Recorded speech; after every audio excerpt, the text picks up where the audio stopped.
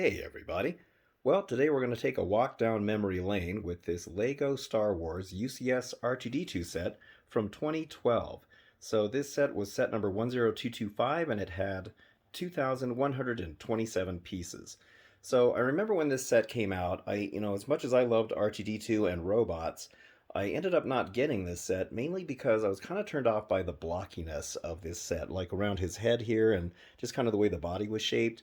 And then over the course of the years that went by, I kind of regretted not getting it. Well, now there's going to be a new UCS R2-D2 set coming out in May, which has kind of piqued my interest in getting this old set again. So, trying to find these now is a little more difficult. They're harder to find, especially if they're new in box like this one.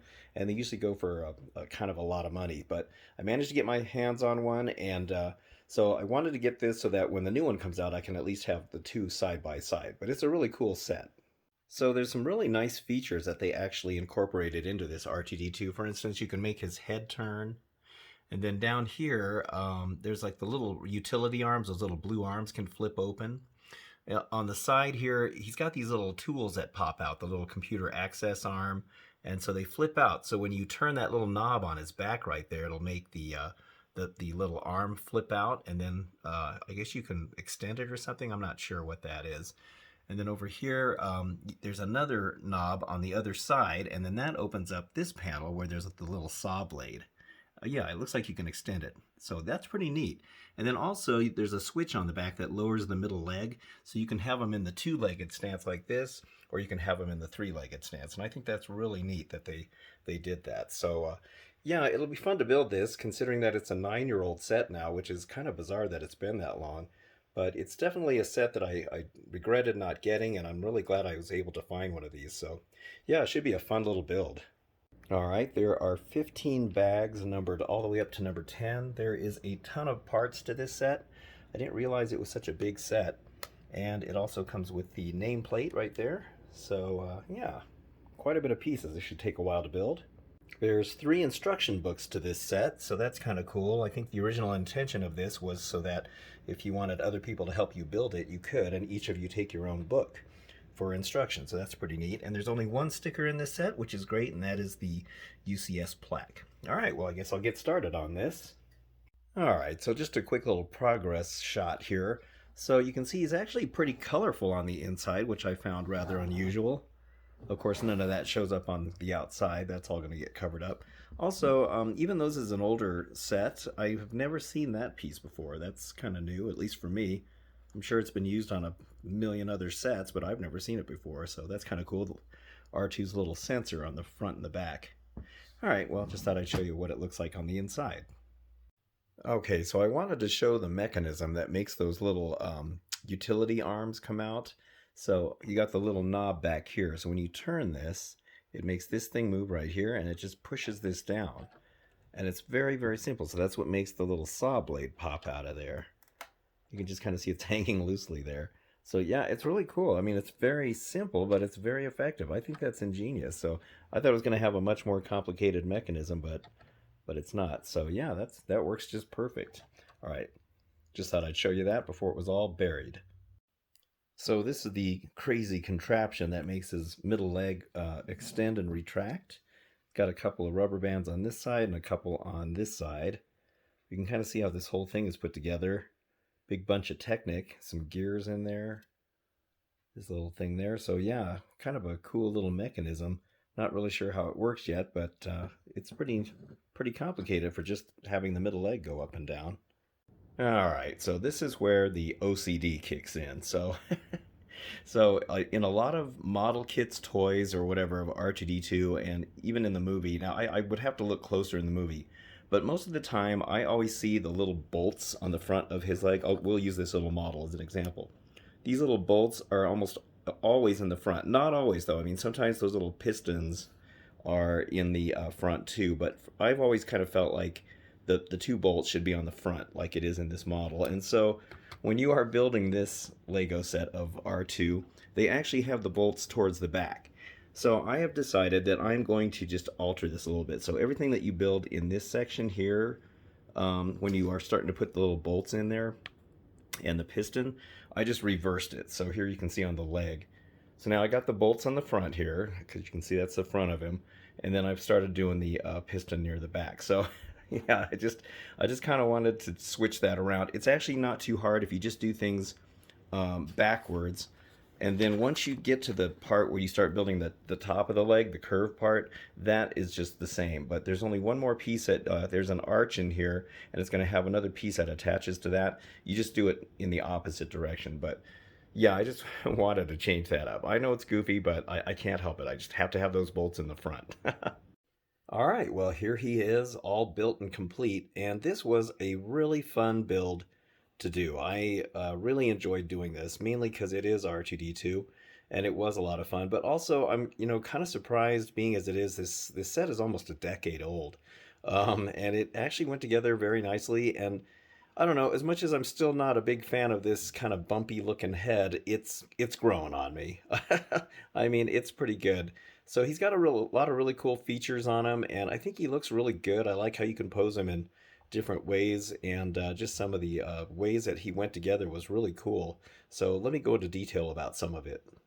So one of the things that I wanted to mention is that these front vents, they had a very interesting way that they went together, because it's kind of like a build within itself, just this little area right in here. So this blue area between the vents and behind these rings here, it's actually just a free piece. It's not attached to anything. It's just locked in by these rings here and then the side. So it's kind of interesting how that went together. And then the whole module just kind of fits down inside there. So I thought that was really cool. Just some of the detailing on here. These things here, there's actually supposed to be 6 of them on the R2-D2, but those were actually, on the original prop, those were coin slots from a vending machine. They actually used vending machine pieces to add greeblies to R2-D2, and this part here was actually the change deposit, where the change would come out of the vending machine. So he actually had a couple pieces of vending machines on them, but they really covered the detail really well in here, and this little vent kind of thing going on in here. And just as you kind of look around, they captured pretty much everything the way it looks. I was kind of surprised here on the back here. This little thing here is kind of like a little silver thing, and it does have some blue on it, and they really captured that really well. I was surprised to see that kind of detail. These battery boxes are really smooth, and they actually take up quite a few pieces just for each one of those. The feet look really well done. I like that they added these little, like the little, I don't know, it's like a small grill or something that you see on R2's feet, and they put that detail in there. That's really well done. The whole leg looks excellent. It does have this angled piece with this pipe here. It does have some striping right in there. And then, of course, like I mentioned, I did my little change right there to make the bolts go in the front, because to me, that's the proper way that he's supposed to look. I've never seen these pieces before. They're new to me. I mean, they've been out, obviously, for a long time and probably used in other sets, but those really worked perfect for his cables that you see on R2's feet. And there's the front of the battery boxes, also well done. This is just a really interesting build, the way everything kind of goes together. And I'm kind of surprised that, being as old as it is, they had some of these techniques. I guess maybe I'm just kind of thinking that it's older than it is. But let me show you some of the cool little features that he has. So one of the first features we can look at is his head. So his head turns, and the mechanism that they use inside there is a very simple one, but it's really effective. I mean, look, you can really spin his head around like that. It's very free moving, and there's hardly any resistance at all. I think that's amazing how they did that. This is also really cool. These are these little blue utility arms that R2-D2 has on the front of him. And as I mentioned in like other videos or reviews, they oftentimes overlook these arms, but Lego actually thought about having these open. You can actually see there's some nice detailing right here on the end. And then there's even some detailing down inside there, which I think is really cool as well.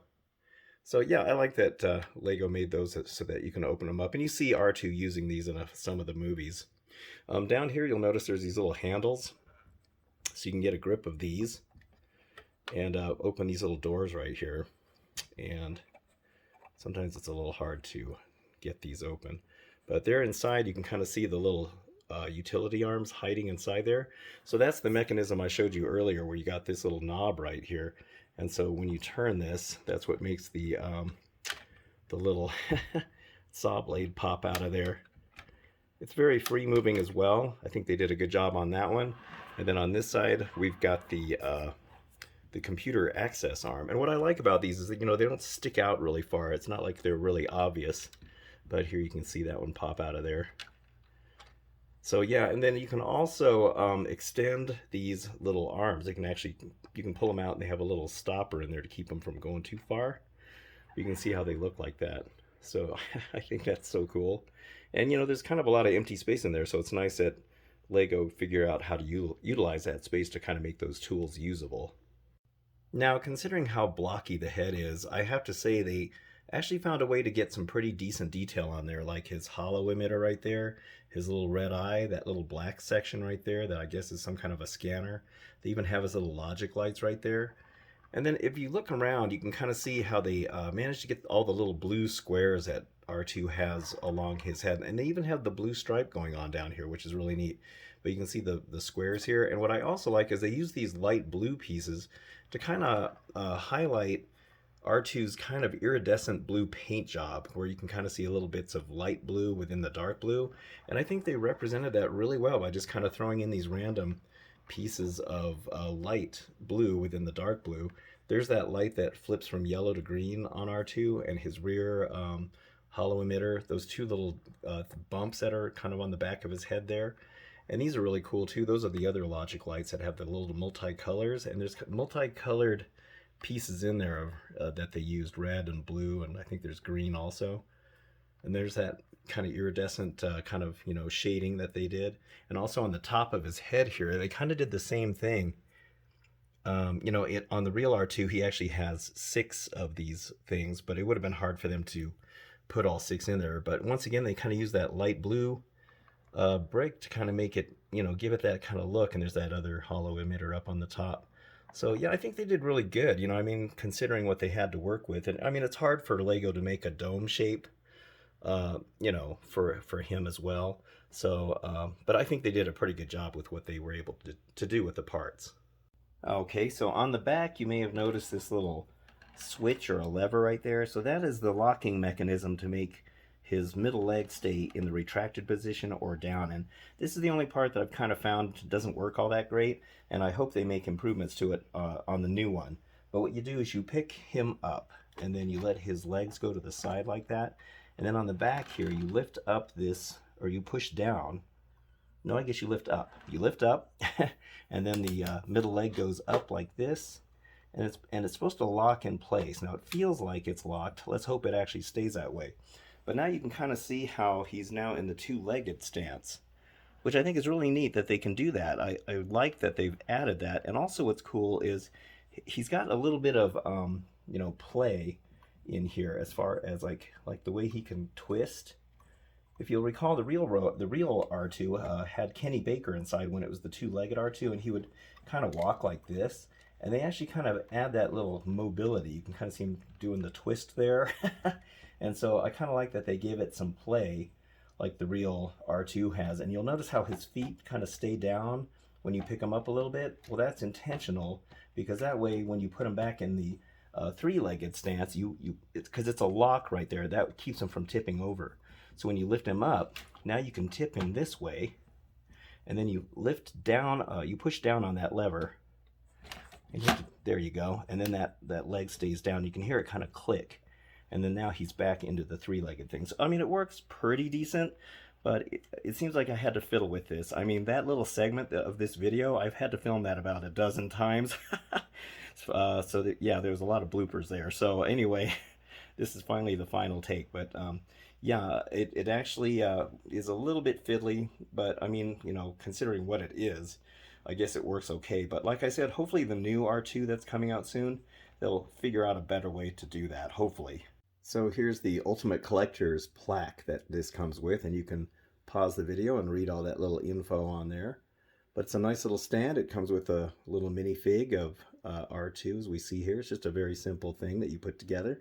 But I like when they give you these plaques that go good with to display with your R2-D2. So I have to say that for being it's almost 10 years old now, it's hard to believe, but this is a really great set. It's something I should have jumped on when it came out, and like I said, I was just really turned off by the blockiness of the head. Lego did give us a sneak peek at what the new R2 is going to look like. Only the head, though. They haven't shown the body.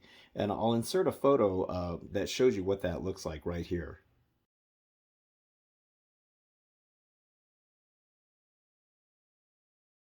So you can see that it looks relatively the same as far as the coloring and stuff, but instead of having all these studs showing up here, they actually use these smooth pieces right here to go on the top, which I'm kind of surprised they didn't do that on this one. I don't know how many pieces that new one's going to have. It's probably for sure going to be over 2,000 like this one was. It might even have more than this just because they did have to smooth it down. It does still have the layering of the head, as you could see in those pictures, and I'm just really curious to see what all they did with it. They're probably not going to change much of it. I mean, as far as the leg is almost perfect on this one. The body, they might be able to smooth those down too, so they're not as blocky or anything else either. I'll be very curious to see what that looks like. But when I get that one and put it together, I'll put this one next to it, and we can kind of look at it and see what they did to change it. And then hopefully they fix that mechanism in the leg to make it work a little better. But overall, this is a really cool set. They're hard to get right now. To get them new in box, you're going to pay about 400 bucks for these.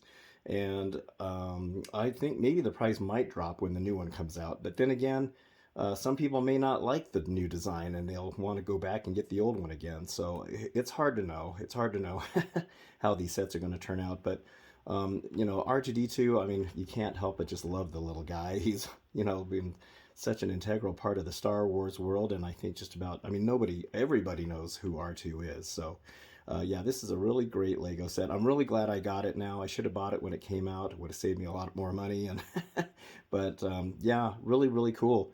So that's just an overall look at the classic, I guess you could call them classic R2-D2. And when the new one comes out, I'll get it and do a review on that too. So anyway, I hope you enjoyed this video, and if you did, please give it a like, and also subscribe too. I'd really appreciate that. So thank you so much for watching. I always appreciate that, and I'll see you on the next video. So thanks again, and have a good one.